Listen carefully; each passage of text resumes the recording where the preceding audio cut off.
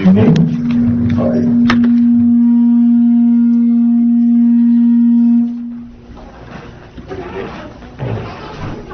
This audience doesn't need introduction for Swami Sarvadevananda Maharaj. He is our Minister in charge for Vedanta Society of Southern California. He is our Ashrama Minister, Head Minister. Today he is going to give us two retreat lectures. First one is the Japa and meditation from 4 to 5:30. 5:30 we will have a tea break, and then 6:30 p.m. we will have Aarti and meditation, and then 7:30 the second part of that will be the third actually for us, but today is the second part of the retreat, life and teachings of Lord Krishna. Tomorrow also we have 10 a.m. Swami Ramakrishna Maharaj on family values, a Vedanta perspective. So tomorrow, this 7:30, all the three Swamis will speak, is it no?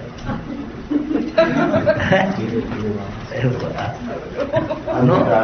That's right. Three Swamis. They kept it from you, Maharaj. As the three Swamis are there, so all I thought the dinner is with the three Swamis today.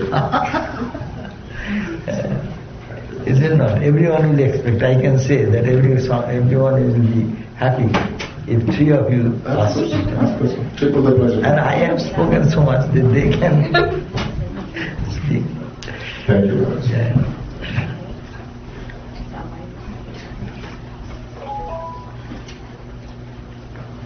Om Sahana Bhavatu Sahano Bhunaktu Sahaviryam Karvavahai Tejasvinavadhitamastu ma vidvishavahai.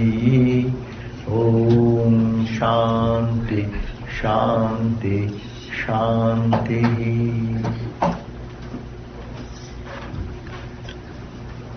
So today our topic is mantra and meditation, no? Japa and meditation. So, yesterday we have discussed about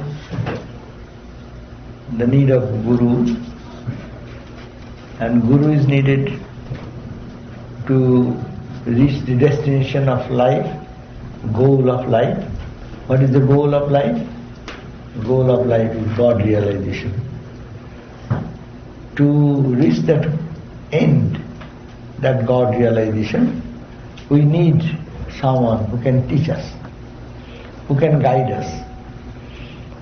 Like if we go to an unknown country, new place, how to reach there? People can go by their own effort, without map, without GPS. But if you have a GPS nowadays, you don't need anything, just punch it and it will guide you. Right and left, right and left, right and left, right.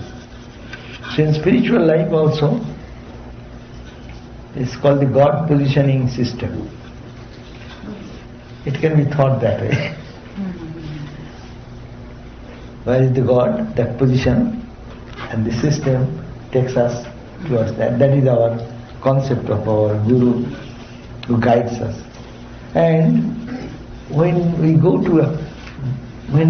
approach our Gurus, and normally if it is a traditional spiritual path, then Gurus will give us certain mantra and certain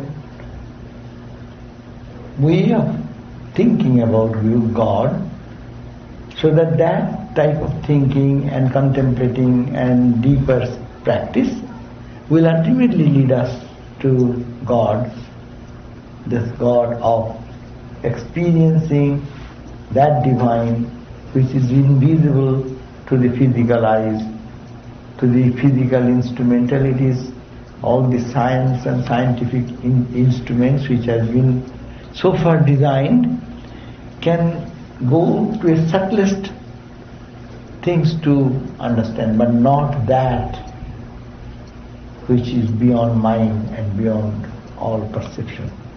So there is no other instrument no other definite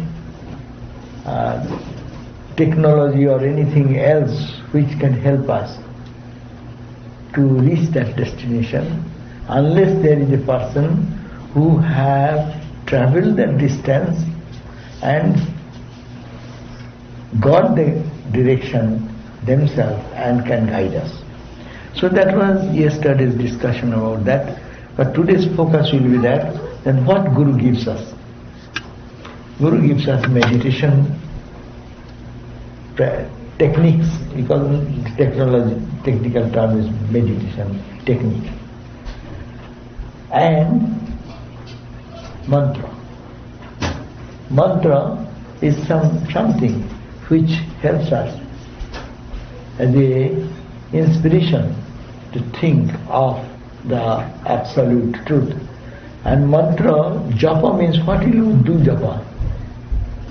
Japa means repetitive practice, repetitive way of remembering that mantra. Simple japa means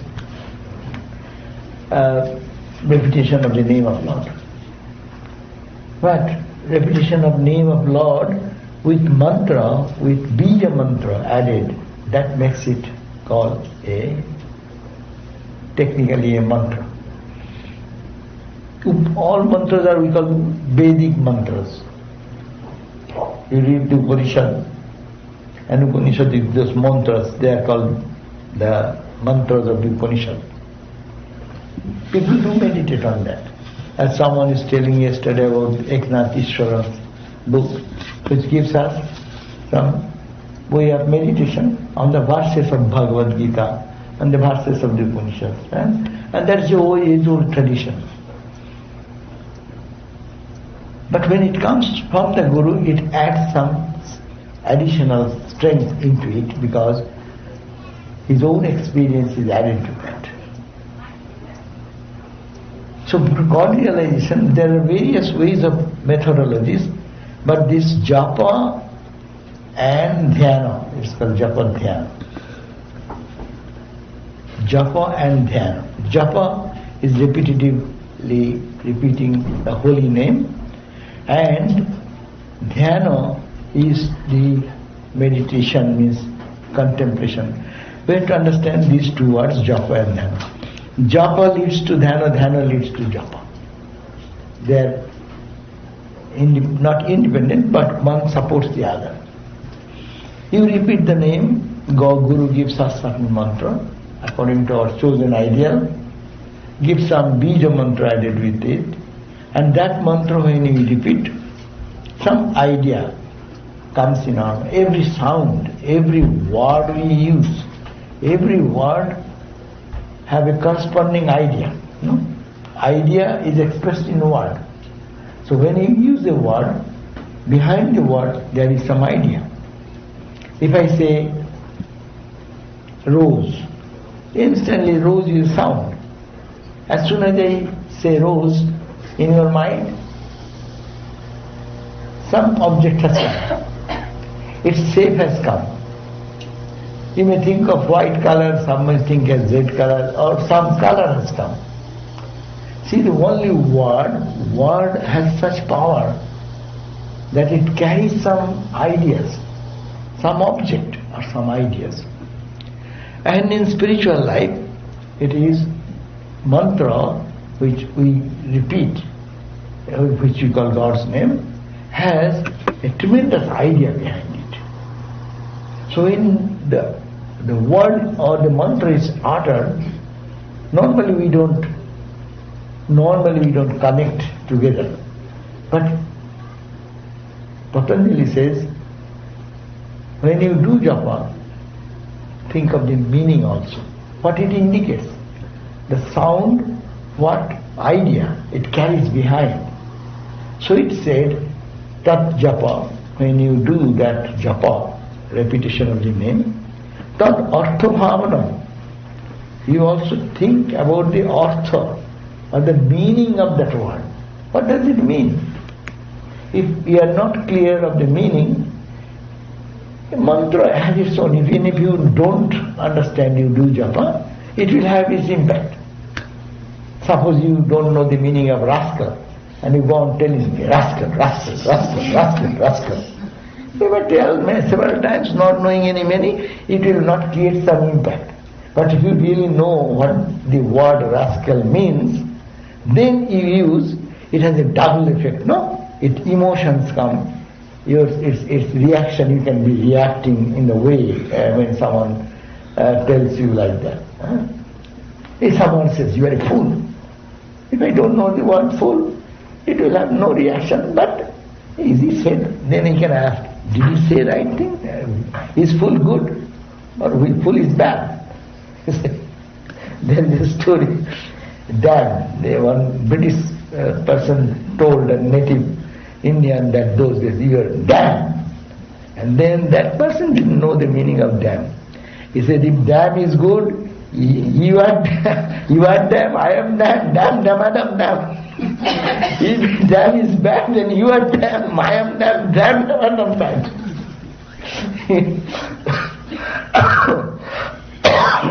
So, if you don't know the meaning, still there is a question of what did he say? What does it mean? But when you know the meaning, you can have a double reaction or stronger reaction.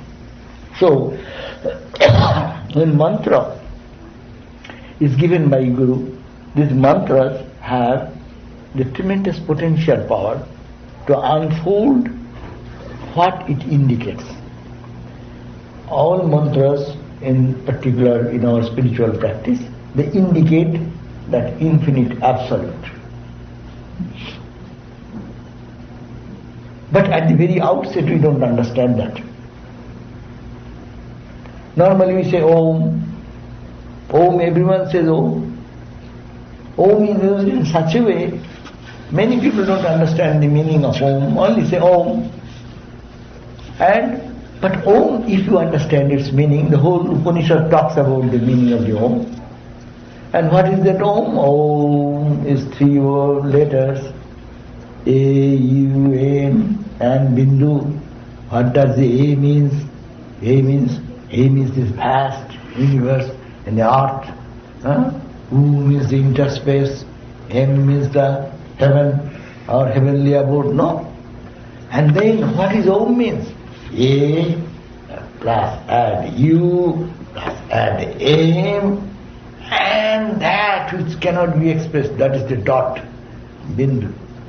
Om, such a simple symbolic word has such a deep meaning.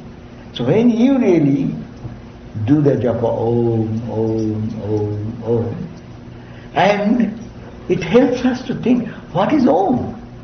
Om, just think, close your eyes, and Om is, think of the vast universe, the interspace, and the subtle universes, which is called the heavens, and all the heavenly areas of conception, 7 heavens in Hinduism, or subtle entities, go from gross to subtle, and which cannot be conceived by your mind. Now you think, what is Om? And if you say Om and really think in that way, that japa, you are repeating that repetition, Om, Om, Om, and also thinking of this meaning, it transports you from this limited reality to the vast, infinite dimension of divinity. So this is very important. That's why japa. Japa is the repetition of the mantra and meditation. They should be linked together. Japa, and when you are doing the japa, you should understand its meaning, and if that meaning is to be meditated upon. And that is to be, it does not first come, because, and also it helps us to focus our attention to the truth and truth alone. Even in some simple mantras, where mantras are, varied types of mantras are there. Any sound uttered and any sound which has been revealed in the hearts of the yogis and rishis, they are called the mantras. Mantras are mananath, the mantra sabda comes, mananath trayate iti mantra. Trayate means it redeems, it removes it, which transcends us from the dual existence into our eternal reality. That mantra is that which helps us to cross this level of duality into the realm of infinite peace and joy, which is tranquility, what is called God. No? So manana trayate, and this manana is in the Vedantic term, three terms we use: Sravana, Manana, Nididhyasana. We cannot just match the same word Nididhyasana is equal to dhyana. No, it will be a too simplistic way of telling that dhyana is equal to two terminology. One of the yogic tradition, another of the Vedantic tradition. But it very closely, if we say, it can be made very. Net result is leading to the same destination, as it were. So when it is dhyana, it is sravana. Sravana means you are listening some mantra, some ideas, and then after that you are contemplating. This is the contemplative part, reflection, what we call dhyana here. Because you are reflecting on the word, on the mantra, and what is the truth indicated by that mantra. It is indicative of something. It cannot say God is this, but it indicates towards that divine which is infinite and which is absolute. So, Shravana, listening, and then getting deep into reflection. And in the Vedantic path it will be reflection, because you were to analyze, to understand that it is said Vedantic analysis should be aham brahmasmi, that normally they do meditation. That's called the reflection. Sravana manana means mainly focused towards the four Mahavakyas. You can take any one of the Mahavakyas. That when you think aham brahmasmi, this is the word. Only saying this, it is a mantra. You can say Maha mantra. But to get into the deeper experience, it should be repeated again and again and again, and its meaning is to be focused. So that simultaneously practiced together would give result to the unfoldment inside, and the mind, as mind becomes clear, it will be revealing the inner truth slowly, slowly, slowly. That's why it is said Japa. Japa is very important in spiritual practice life. Holy Mother used to say Japat Siddhi. By Japa only you can realize God. No? Why? Japa is like removing the dust and dirt of the mind, because that mind which is engaged in thinking of this material world, you are trying to purify that mind by giving some holy inspiration behind it. This mind which is apt to think of the mundane, changeable, transient realities, you are trying to give that mind little boosting to think of something vaster, something of bigger dimension. And that is the purifying power of the mantra. And it is repeated again and again. What happens? Now the dust and dirt of the mind gets wiped out. That's why Sri Chaitanya's prayer is chanted again and again. It is said, chant the name of the Lord, and His glory is unceasing. That the mirror of the heart may be wiped clean and quench that mighty forest fire, worldly lust raging furiously within. O name, stream down in the lotus of your heart. opening his cup to knowledge of thyself. What Sri Chaitanya is teaching us, take the name of the Lord. And it has his power. Chant the name of the Lord unceasingly. That's why it's called Japa. Constantly. How can we do that? How can we chant constantly? If we make an effort, I am talking, maybe when I talk, how the mantra will stop? Is it no? No, not that. When you are talking, mantra can continue. How? How you are breathing? Your breath does not stop. Because you are breathing, don't we talk? We are talking, we are eating, we are joking, everything is going on. Why the mantra is to be done only exclusively apart from the day-to-day responsibilities and duties and external activities? No, it can be done. Japa can be done. There are 2-3 types of japa. Japa, as we do it, movement of the lips. You utter the mantra with the lips, with the tongue and lips. You don't say with the movement of the lips. The tongue you can do internally. So now do that with mouth shut. You can, your tongue moving and you can do the mantra. Stop tongue. Can you do the mantra?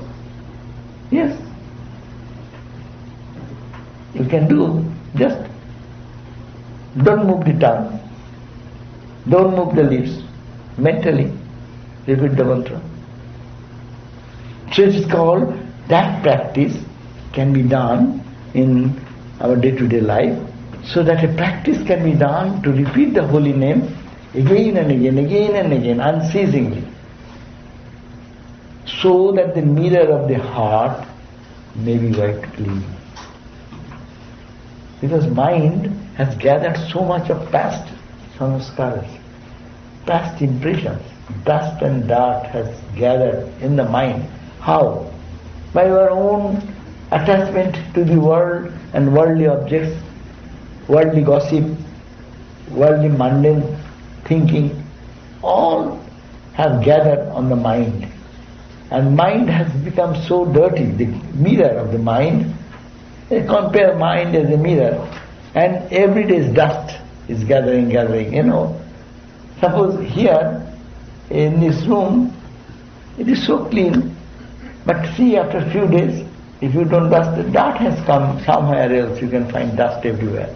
How it comes, God knows. Even it is protected so much. So, if it is on the outside, it will be more. Where it is more access to the smoke and dust. No? We live on the side of our Hollywood Center is on the freeway 11. And how much you clean, all the time dust is gathering. If you stop cleaning, after a few days you will say it's a deep thickness has gathered around. And that time you cannot easily clean. Then you have to put some detergent, press something with water and rub with a scrubber, and then take a long time to clean it. So similarly in our mind, because we are roaming in the freeway of life, gathering so many dust and dirt, so many good things, bad things coming, and unconsciously or consciously it is always there. What is the cleaning methodology? We have not applied any cleaning methodology. Cleaning methodology is to think of God, the pure. Thinking of some pure idea, then it can remove the impurities. Pure can remove the impurities. So that pure thought is God's name. And the power behind that God's name is tremendous, and that is to be practiced to remove the dust every day, every moment. If it is done more and more, it will be more intense, more and more intense, and quicker will be the result. That's why Japa is so much important. Holy Mother emphasized the Japa. Holy Mother herself used to do 110,000, 120,000 I do not know how it is possible. 110, 20,000 a day. How many seconds you can get in a day? 24 hours even? 86,400. 86,400 only. Yeah, we all had to memorize that. So many seconds. So 86,400, even if you take one mantra 1 second, you can go up to 86,400. But mother used to do 110,000, 20,000. Not only mother, Swami Virajananda Maharaj used to do more than 100,000, 110,000. It appears a little impossible for us, but it is not so. If you practice your mantra, you know the movement of the tongue you are calculating, how will you do? And your mind does, without the instrument of these obstacles, of the movement of the tongue and lip and this and that, it will be much faster. But the point is that what it indicates that you are not giving a split second off from remembering the holy name of God. And with the thinking, if you can do the mantras, meaning if you think, that is adding force to quickly remove the dust and dirt accumulated over the mind. So that's why it is like I give another example, that it is like you want to make a raw iron to make it a magnet. A piece of bar of iron, you want to make it magnet. How will you do? Two processes there. One process is roll around the wire electric and pass the heavy electric voltage. It will generate polarities, and it is a strong magnet. But as soon as the switch is off, it becomes the same old bar. No attraction, no repulsion. And now, if you want to make it permanent magnet, what physics teaches us? Another magnet. Another magnet is Guru. Another magnet is mantra. You take another magnet, that should be magnet. Don't bring another piece of iron bar. Then you can rub only, it can create friction. Nothing will happen. Polarity will not generate there. Now, if it is a magnet and touch with a particular pole, say it is South Pole or the North Pole, whatever, you touch it and pull it in one direction, okay? And then go on, again touch, again pull, again touch, again pull. Continue. And one time you will find that this has become a magnet. It has gained polarity. Because the internal molecule were disoriented in different direction. So the strength of polarity has not been generated. When you are pulling this way, they are getting straightened. And as a result, all the internal molecule of our life, all our negative thinkings, disoriented thinking, this, that, when it is with the charge of that magnet, you are pulling every day by your practice, you are meditating, you are praying, or you are doing Japa, and thinking with that's the force, magnetic force. If that force is added, you can only rub, that will also have, but here, because it is a human personality, you have to add that force of your thinking. And that thinking power that I am divine, or divine is in me. Forget about your body, your weaknesses, your physical body, your physical personality, your mind, forget that. And you are thinking of the divine and the divine and the divine and the divine. Then what is happening? It is generating a force in your personality. And when this goes on continuously and you forget about all the situations around, then you have become a magnet. Then that magnet will be itself capable of making another iron piece, another magnet. So this repetitive pulling upon our raw personality to make it a spiritual personality, this mantra and its repetition is so much important. And it will transform. See that in this example is very perfect. It will not change the shape of the piece of iron. You are looking like that, you will be the same person outwardly. As Holy Mother said, not that two horns will grow on your head because you are getting to realization. What is the sign of a realized soul? Two horns. Do that. Does the two horns grow?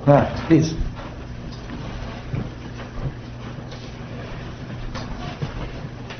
Hey, take Swami's bag, are? Hey.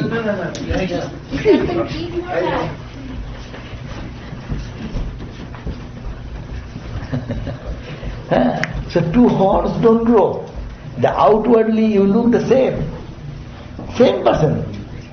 But what happened? The third eye, people call third eye, or the wisdom eye, that generates inside. So, look at Ramakrishna. Ramakrishna used to look the same way before and after, physically. But the third eye, we don't see the third eye. We don't see that there is an eye in Ramakrishna's forehead, no. Or neither Holy Mother, neither Vivekananda, nothing. And neither any one of the spiritual people in the world. But it is an eye of wisdom is grown by the practice of the japa and meditation. And no one have realized God without the practice of this japa and meditation. Vedantic japa, Vedantic meditation, devotional japa, devotional meditation, dualistic way, non-dualistic way, whatever you do, there is a practice. And this practice is very vital and important for experiencing the truth. So here is a very important point. The japa has a connection with meditation. But we ought to do two together to speed up the journey. To speed up the journey, to think of God and also to think of God. Who is God? Your mantra talks about God the Absolute. God, we normally don't pay much attention. We think Rama, Rama, Rama, Krishna, Krishna, Krishna. He is there. I am repeating his name. But we don't ever think, who is Rama? Who is Krishna? Who are you talking about? Ramakrishna. Ramakrishna is an ordinary man. There are many Ramakrishnas in India. People give the name of Ramakrishna. How many Ramas are there? If you collect south to north, east to west, how many Rama is there? Here is Rama is there.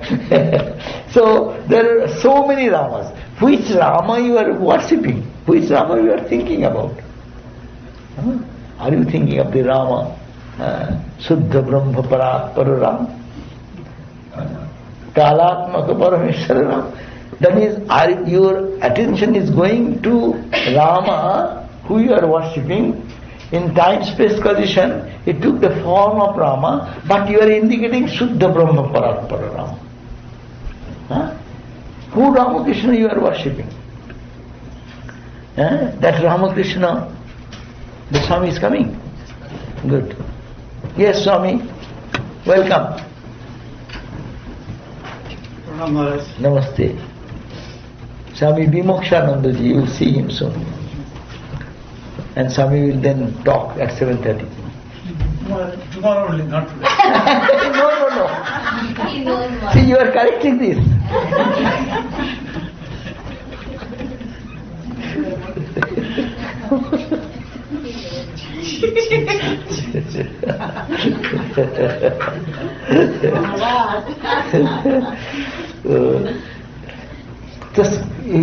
So you are talking about Ramakrishna. Who is Ramakrishna? Who is Ramakrishna? Swami Vivekananda said. Who is Ramakrishna? Do you know? Who are we?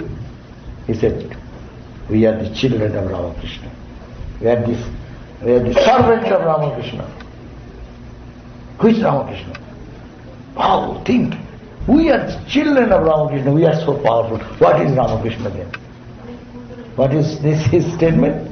Gurma staraka charvanam trivuvanam utpatayama valat kingho no vijanannasi Ramakrishna dasavayam. Don't you know who you are talking? I am a child of Ramakrishna. Being a child of Ramakrishna, do you know my power? I am a servant of Ramakrishna. See my power. What do you think of Ramakrishna? You cannot imagine what the power. Being a servant of Ramakrishna, what can I do? Kurmastar of the Sarvana. You take a little hard candy and chew. No? You take a star and chew. I can chew the stars and unhinge the earth and throw it to the void. Do you know who am I? I am a servant of Ramakrishna. See, that is the way you have to think about Ramakrishna. So, whatever we do japa, we have to think who we are meditating, whose name I am taking, and what the name indicates, what power behind. That power which controls the whole cosmos, that power which creates, sustains, maintains, destroys, that power I am worshipping. And that is divine, and that is in me. So this way if we think, then our meditation becomes powerful. Then japa, connected with this type of deep thinking. Meditation means deeper thinking. According to yogic practice, meditation you all know. Meditation according to yogic practice, what is meditation? Pratyahara, dharana, dhyana. No. Pratyahara, withdrawing the mind. And not only withdrawing from outside, holding the mind, dharana. And holding the mind for such a long time that mind does not move anywhere, unflickering, steady, for a certain period, and then it is dhyana. The example is given, the flow of the mind will be Toilo Dharavat, like the stream, like the stream of oil, pouring oil from another. It's like unbroken flow, unbroken flow of that thought, one thought and another thought. There is a gap, tremendous gap in our meditation. When we meditate, what we do? We sit for meditation and repeat the mantra, and suddenly mind goes somewhere else. One little drop was falling. It has not fallen even. Maybe they have. By that time mind has gone. And you went there for half an hour, go round and round. And then afterwards, Swami. So, go and have a cup of tea. No. Huh? We want to hear you also. Sit down. Please sit here. Serious.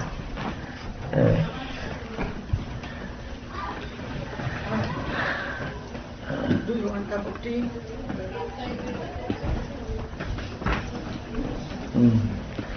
So one drop and in between so much of gap, right? No? So this is our meditation. That's why it is no meditation. It is a fight with the mind. And mind to bring it back and it goes there. That's a mantra helps there. Japa, repetition of the mantra.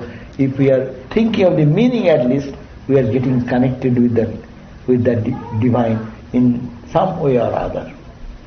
So repetitive practice, again and again holding on to that idea, and without any break, if we can continuously pour our thoughts into God and God and God consciousness, then it becomes dhyana. So this unbroken flow of thought, no gap in one thought and the other thought. That's why Rajayoga says, one vritti of Ramakrishna, another vritti of Ramakrishna, third vritti will be Ramakrishna, then you are coming towards meditation. But it will not happen unless we train our mind sufficiently every day to think. It will go away, but every day if we think one time, second time, its meaning and its implication, at the same time the object, what is our chosen ideal. So Japa and Dhyana. Japa, practice repetitive, remembering the repetitive idea and the idea indicated by that word into that absorption into that thought. So Japa and meditation is a very regular of things to be observed in life and practiced in life. And how many? See, we hear that Valmiki, by repeating the mantra, he got what is called, what was his early name? Ratnakar. No. Ratnakar, no? Ratnakar.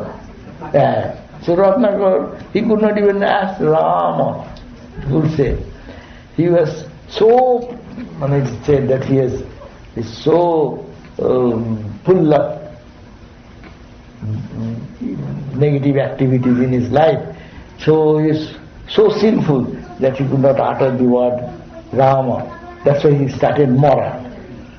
Mara, Mara, Mara, Mara, Mara, Mara, Mara, Mara, Mara, Mara, Mara, and Mara, Mara, Mara become Rama, Rama, Rama, Rama. That's one explanation. And another explanation is Ma means God, Ra means Jagat. So that mantra meant God first and the world next. There's another explanation in the gospel probably it is said, Mara means like that. So the question is that repeating that mantra again and again, that same thing, mind becomes so pure that the truth spontaneously reveals. The practice of. So what is the subject we have done?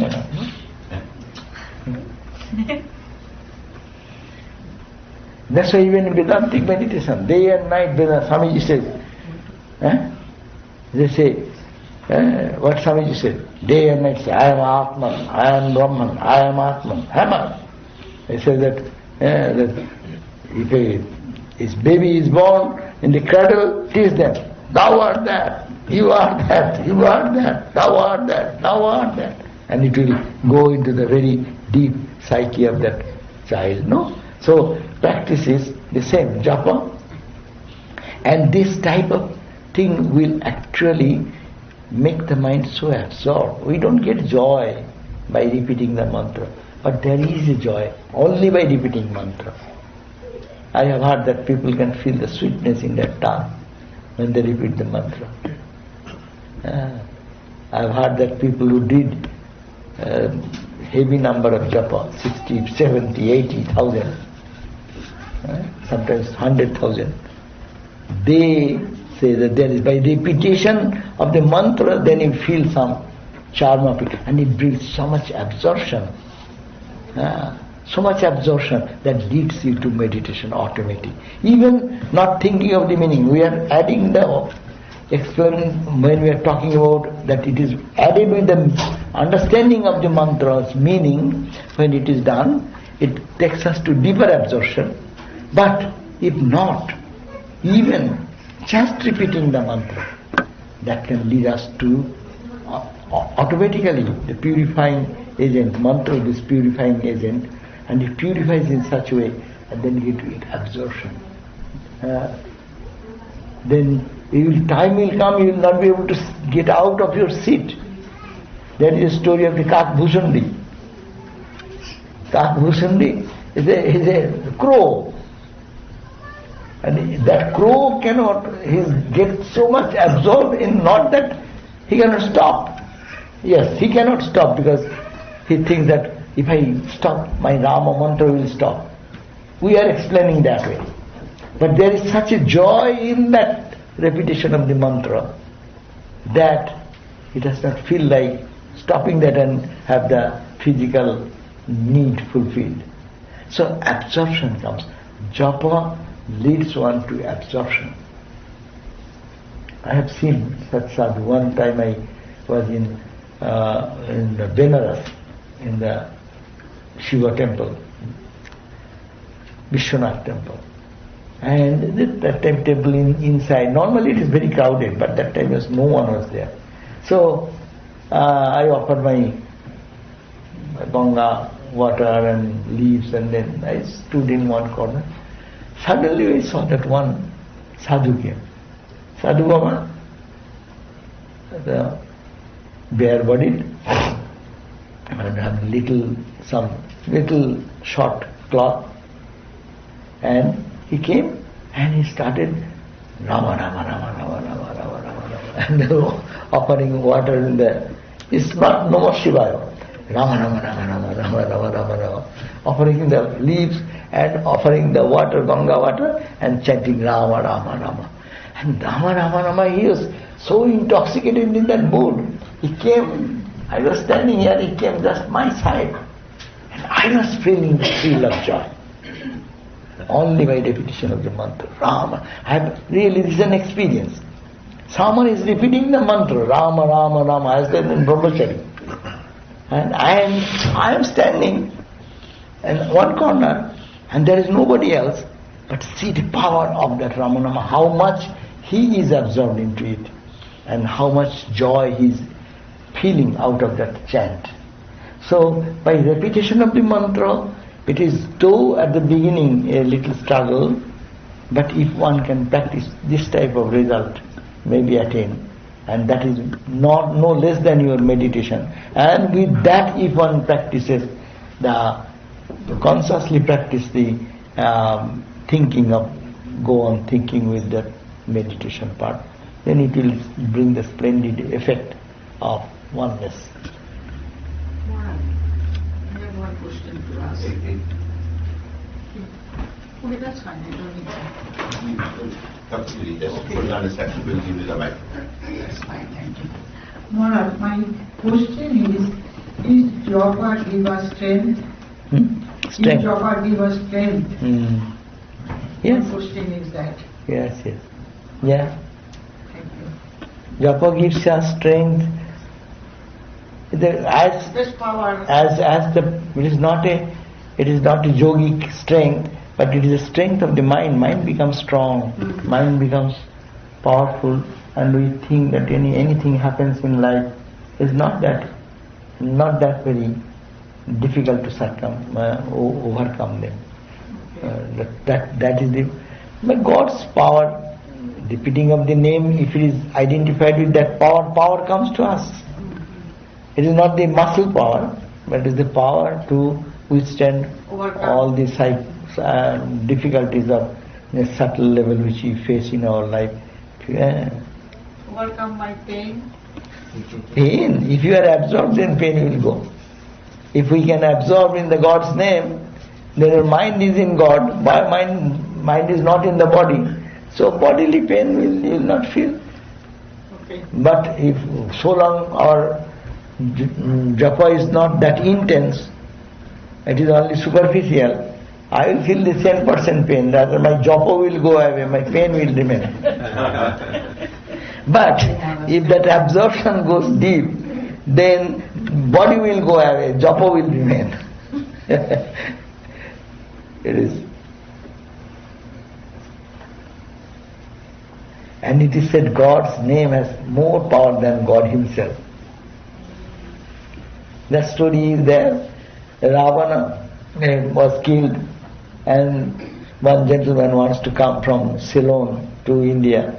So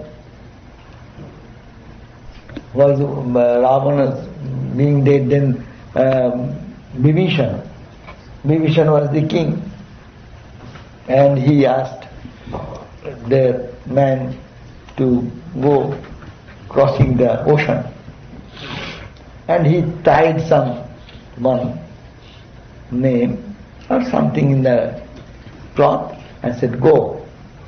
With faith you will cross the ocean." And he was going over the waters because of the power of the Rama Nam inside there. And he didn't know what is written, So in the middle of the ocean, he thought, what is this simple? I am walking freely over the ocean and I am not getting drowned or anything. And what is that thing he has tied in my cloth? So let me open and so he saw only Rama. 2 words. A simple Rama, what is there in it? He left it and he sank into the ocean. So Rama's mantra has more power than Rama himself. Rama had to build a bridge to cross the ocean. And Hanumanji took a name of Rama and jumped over, one jump, crossed the ocean. So Rama's name, it happens, no? In our day-to-day life also it happens, no? If you are a big boss, your gatekeeper has greater power. The boss may be very kind, but gatekeepers, you have to please the gatekeepers first. They are more powerful than that of the boss himself. So it is said that God's name, and God's name has its own power. It manifests with devotion, with love. If we chant that, and we get absorbed. It is a question of absorption. Meditation means total absorption. And absorption is joy. As much as we can get absorbed, so much joy will be felt. We don't find joy in meditation because we don't get absorbed. Our mind is wandering around certain things around which is not focused and merged into the consciousness of the divine. So that practice helps us japa. Does japa leads more to the devotion path or to the... You say japa, devotion or knowledge, it will be ultimately the same. But if you are talking about thinking God in the personal aspect, the devotion for personality will come.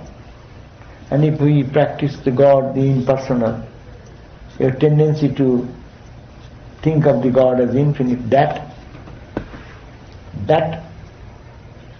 direction mind will move, and that will be the love for that absolute will come. It is the same.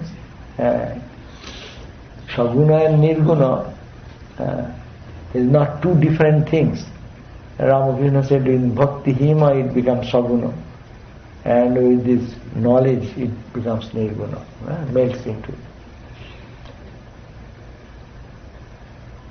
So the mantra may be different, or it may be Aham Brahmasmi. You can take the Upanishadic verse, one verse, and meditate on that. And Sabda Nividya Dhyana. This is the meditation on Sabda, the sound. Hitting that sound, you are thinking of its expanded meaning and diving deep into it. And normal meditation, Rupa Dhyana. We are doing the meditation on Rupa, Rama, Krishna, Buddha, Ramakrishna, whatever. So those who are focusing on that and repeating the mantra, it is only focused on the Ram, name. And then it's called Vedantic Dhyana. Rupa Dhyana, Tattva Dhyana. Dhyana of the Tattva. Tattva means the absolute principle. Aham Brahmasmi, Tattvamasi, Praganam Brahma, Ayamatma Brahma, Sarvam Kallidam Brahma. These types of anything can be taken and to probe into it and dwell in that thought and get absorbed into it. So both are according to taste and temperament and our Guru's instruction, we follow that. But repetition is in both the places necessary. Okay, so what? Yeah. I have a question. Yes.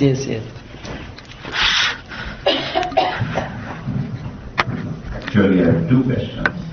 You were talking about that Kartushundi and the fact that he could not drink water because he would then have to stop chanting. That's the normal interpretation I have heard. But you gave another interpretation. Could you please repeat that? Yeah. You said that also means this. That he is absorbed in joy. When you repeat the mantra, You are repeating so much absorbed in that, and that is giving so much joy.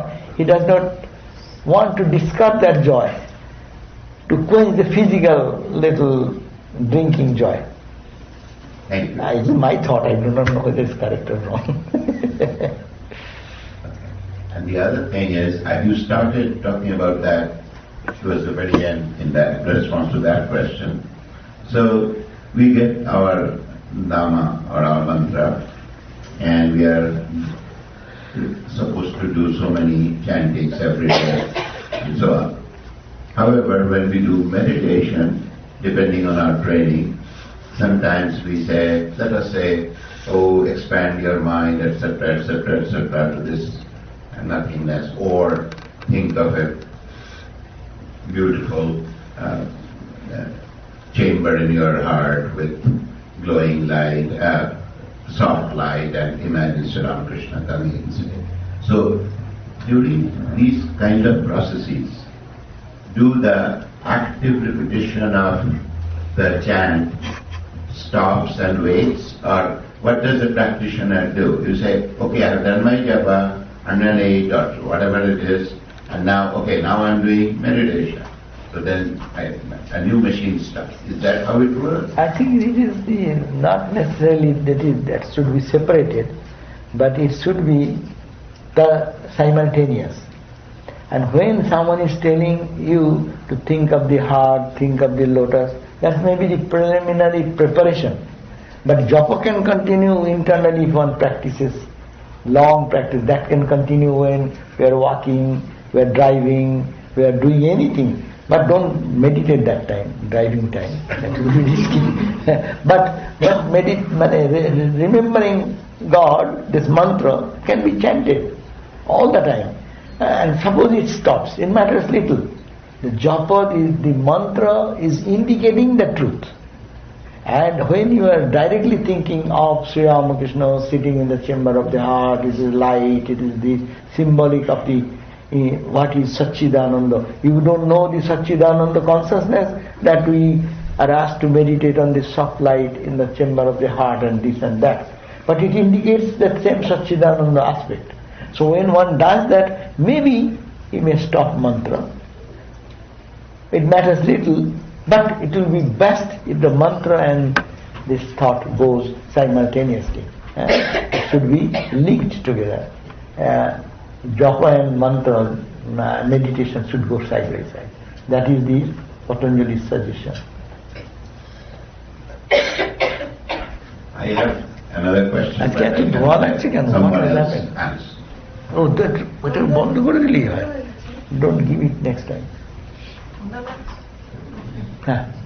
Yes. Swamiji, I think you mentioned Vedantic Japa and there's a yogic Japa. What's the difference between the two? Ultimately no difference, but when you starting point, there is difference. Here is emphasis, though the mantra indicates your mantra, when you get a guru mantra, your mantra will ultimately hint towards the absolute. But here the mantra when you get, we normally focus on the name and form of the chosen idea. Suppose Rama. So your focus goes more on the Rama aspect, not that Rama the absolute, which the mantra indicates the meaning ultimately. But whereas in Vedantic meditation, you discard all dualistic idea, your focus is the absolute idea of Brahman, all pervaded consciousness. This is the distinction. But ultimately no distinction. In which way we start according to our tendency and our teaching of our teachers. We follow that.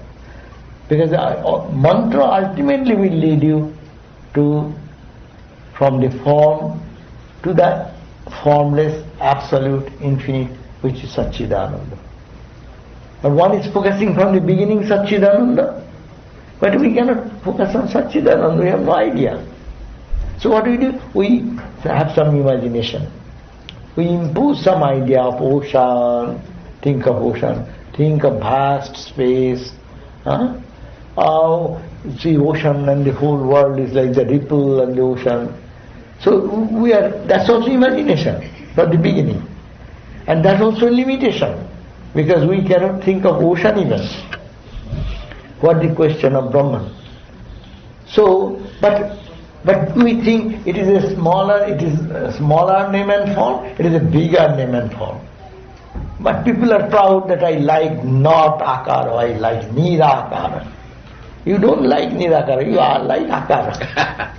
Because even you unconsciously, when you are thinking of Brahman, the Absolute, you are thinking of one self.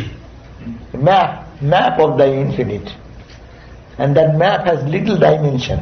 It cannot go, I do not know how much it can go, 5 miles. 5 miles in reality, mind cannot really hold on. It is just imagination. So these are the emphasis on two sides. Maharaj, I had a question about finding a balance, or if there is any need for finding a balance during meditation and japa.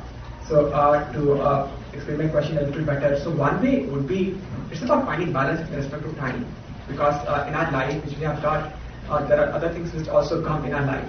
One way would be, for example, we see sadhus, maharishis, rishis, who go to melas, and everyone they come and they devote a significant portion of their life and time for meditation and japa, everyone. At the same time, another extremity would be Ishwar Chandra Vidyasagar. What he did, he devoted a significant portion of his life in helping people, orphanages, hospitals, and all those things.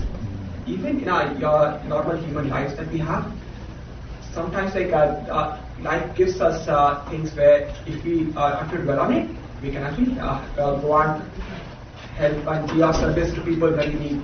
But that would take a time of its own, because the time that all of us have is finite. Every single day is 24 hours for all of us. So when we devote our mind on japa and meditation, that takes our time. How do we balance it? And should we balance it with the other part of responsibility? Responsibility, when I say, I mean towards the society and service towards society. Good idea. Yeah, we have to do so many things. You cannot practice meditation all the time, no? We'll have to earn money, we'll have to go to school, we have to teach, we have to bring the groceries, we have to cook, we have to clean, everything is to be done. So we cannot expect that it will be, it cannot be thinking that way, that 24 hours we can do meditate, not for that. That's why modern society, we live in the modern society, we can do japa and feel the presence, not meditating on the form or the formless. We can feel the presence, that God is with me, and repeat the mantra. That can be done. And another policy which is Vedanta teaches us, we do your karma, forget God. Think that you are doing for Him. Pay your full attention. At the beginning say, oh Lord, I am doing your karma, your work. And now I fully engage in your karma, and when I am ending, so I am offering it to you. So this is as good as doing japa meditation for us at the beginning stage, and that's a good policy. So the same end result will come, because if I don't think of anything, but if I think that my beloved Lord has given me this duty to do with full attention, then it becomes a karma, becomes work. Swami Vivekananda says, work is worship. That it turns into that result. Thank you, Swami.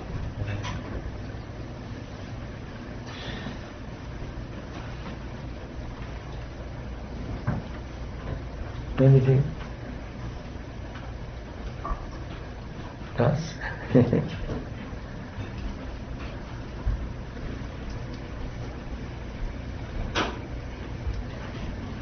Ki, are you saying anything? No? So I have... Yeah, please.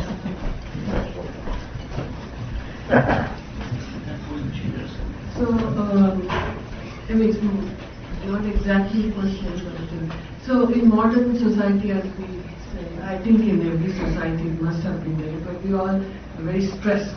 So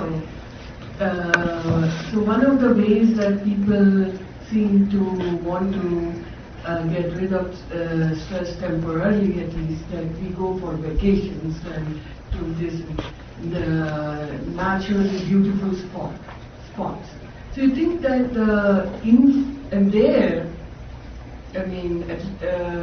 at least one thing that had attracted me always is the infinite scope of nature.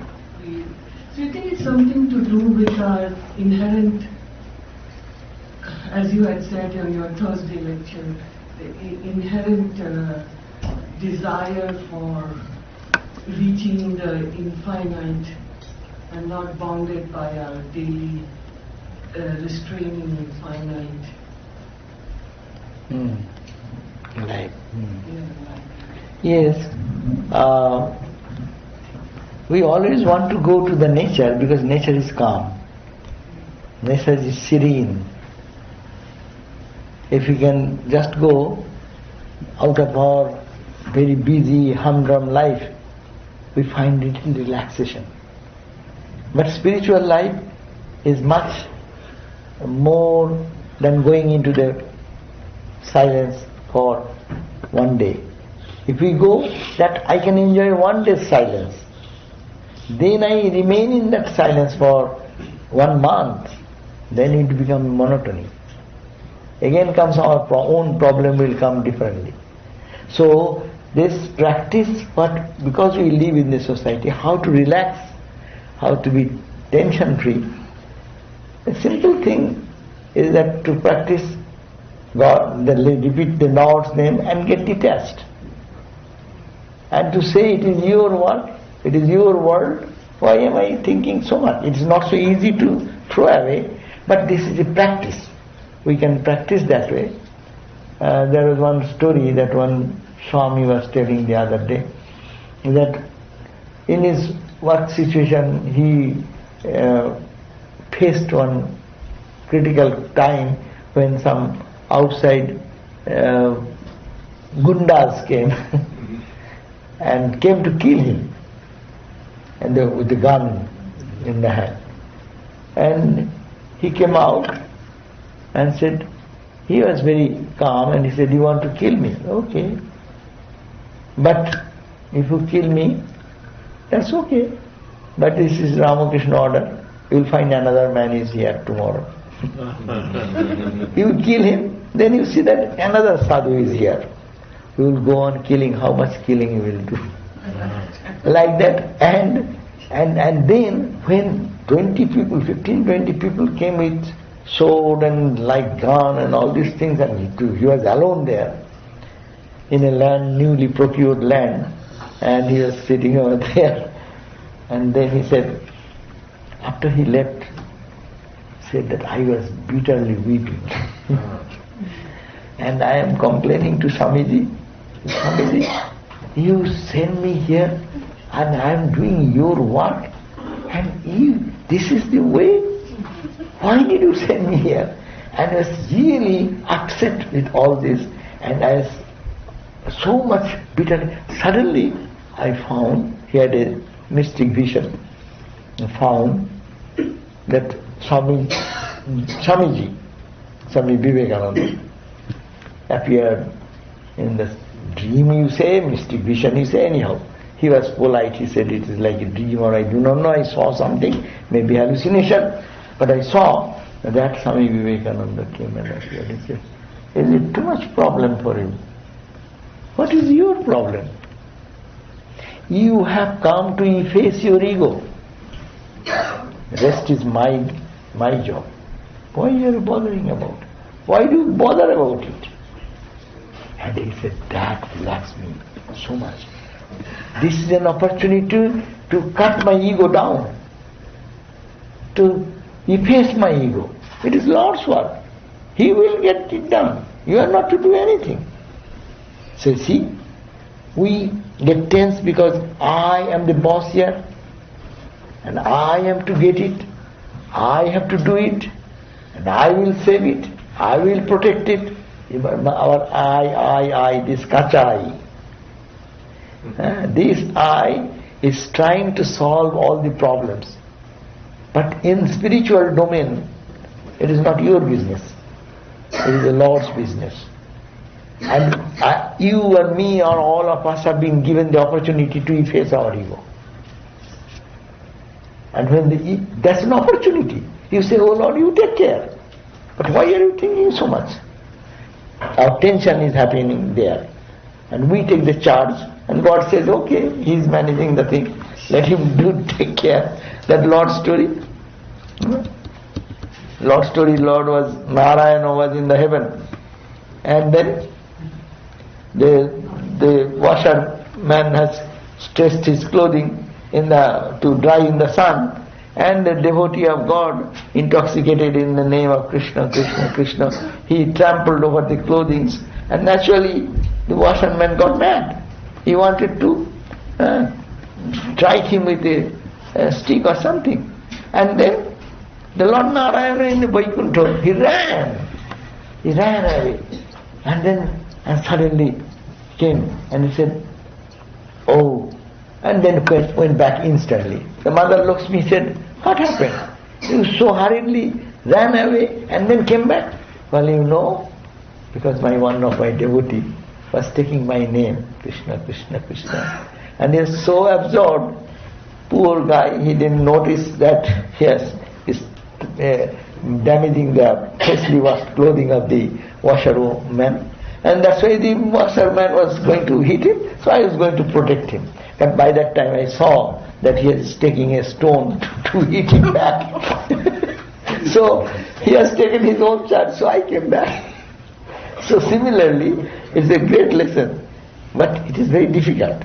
What you said, we face that challenge every day, but it is difficult. But that is the only way. We have to learn that is not my responsibility. Ultimately it is God's. It is me to only selflessly work there, effacing my ego. It is for the service of the Lord only. So if that attitude is kept, tension does not come to me. So in other words, all... The word will know. So in other words, all tensions can be related to ego. Because I think I will solve myself. I will solve the problem myself. But if if one is really absorbed in God, God protects. And absorbing in God means my ego is gone. It does not happen. It takes time to lifelong struggle maybe to reach that point of absorption. Absorption means I am no more. I am absorbed in the thought of God. So it is a practice. And consciously we will have to think that in our duties and responsibilities, there is a song. Utleche prem paravar, utleche prem paravar. তুই রইলি বসে ভবের আসে করবি শেষে হাহাকার তুই ভাসিয়ে দে না মাথার ভার বলছেন it is Ramakrishna song written by Devendranath Majumdar. উতলেছে Prem পারাবার, the love of God has swelled up. And তুই রইলি বসে বোঝার আসে, you are thinking of your boja, your load on your head. করবি শেষে হাহাকার, you will be lamenting at the end. Please Swami, sit. করবি শেষে হাহাকার, উতলেছে প্রেম পারাবার, উতলেছে প্রেম পারাবার, যার লেগেছে বোঝা. If you feel the load on your head, tension, anxiety, worries, যার লেগেছে বোঝা তার হয়েছে সোজা. It has become easy for him. সে বোঝা বুঝির বোঁচকা ফেলে মারছে সে মজা. He is just relaxing the load and he is enjoying the freedom because God has come to take the load. The story Sri Ramakrishna said that there was one old lady. He was very poor lady. She used to go to chop the firewood and then bring and then sell it and maintain herself. And one day she gathered so much she could not raise wood on her head, and in that agony she was saying, "Oh, everyone dies, but even the Yama has no time to take me away." It's frustrating. So much struggle for little food and little shelter, no? And one day Narayana thought, oh my God, she's calling me so much. So she came, Narayana came, or Jama came, whatever. Jamdevata came, because she's calling on Jamdevata. Everyone dies, but I am still alive, no? And even Jama is not taking me away. How I am to bear this burden of all these things. And then when Jama or Narayana, whatever may be the story, came and then said, "So, please come with me." Then the lady said, No, I didn't ask you for that reason. I asked you to put this load on my head. I cannot raise myself. You please help me. So, if God comes, we'll say, okay, I don't want you. I want, my main question is how to release me from this tension, no? I am feeling troubled to raise myself, you help me. Then I put more weight on my head. So this is the point. Really, if we seek God, then actually we'll feel that what is my business?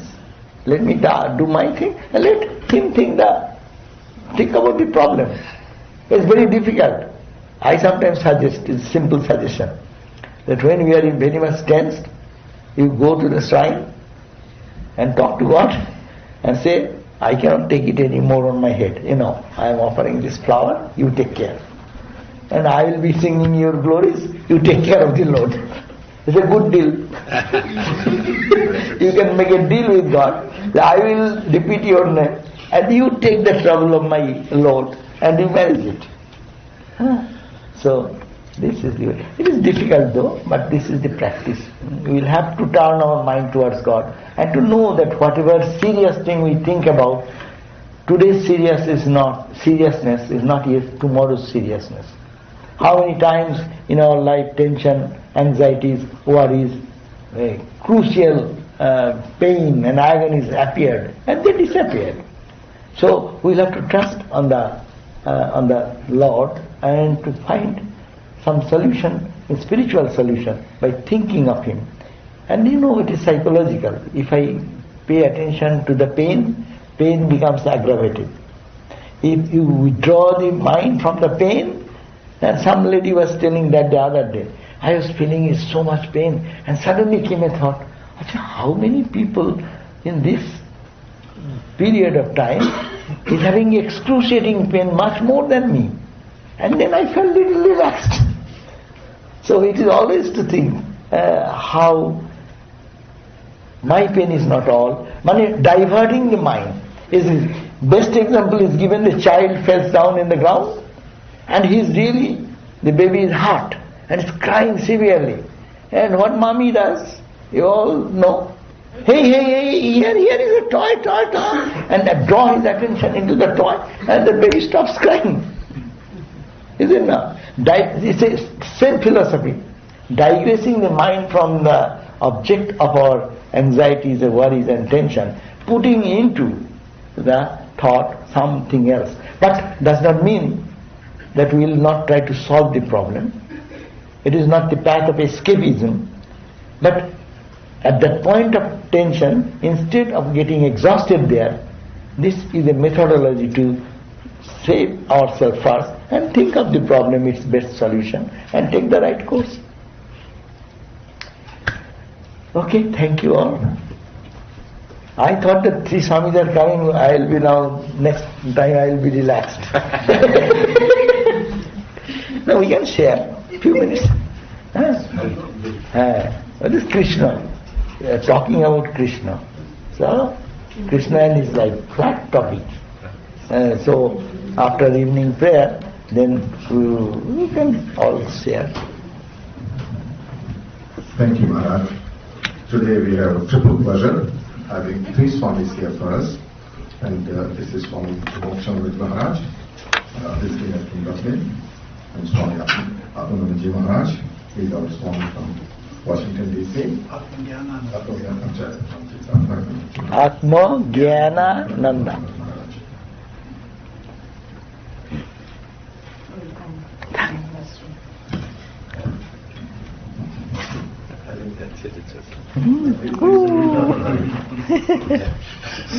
But that's okay. Yeah. We have the next session at 7:30 today. Sri Krishna. And his life, Nagi? What should you announce? Tomorrow. Thank you.